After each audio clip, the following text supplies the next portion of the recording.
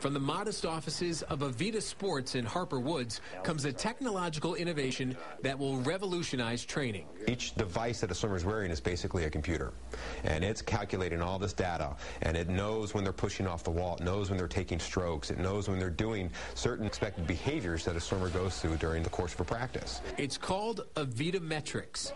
Swimmers place a sensor on each wrist and another under their swim cap. The whole concept of athletic telemetry is that you get instant feedback on your performance, and that feedback is shared between you and a coach. The sensors track stroke count, speed, acceleration rate, and much more. Meanwhile, the coaching staff is equipped with notebook-sized computers that gather and sort the information as it's being transmitted from the sensors. Alex, watch your stroke count. The girls' team at Cranbrook High is the first squad in the world to use the AVIDA Metrics system in season. It was tested this summer by the University of Michigan, the same school that's won 11 national team championships and proudly boasts as one of its own the greatest of all time, Michael Phelps. The University of Michigan has always been forward-thinking when it comes to introducing new technology to the sport of swimming, and the AVIDA system fits the bill.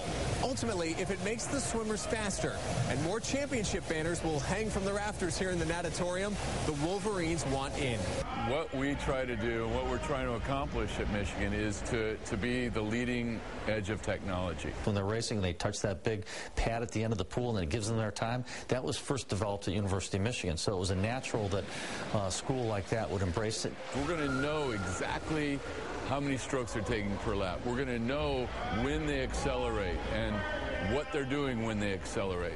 Right? And then I'm going to be able to communicate that to the athletes as a coach. And why wait until the lap is complete? Swimmer and coach are now connected by an earbud attached to the swim cap sensor.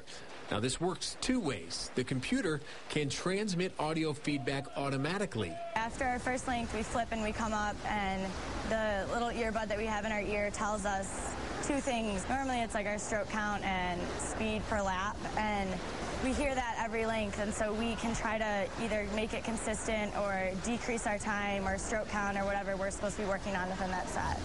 Or the coach can speak to the swimmer directly. Switch the butterfly, Kendall.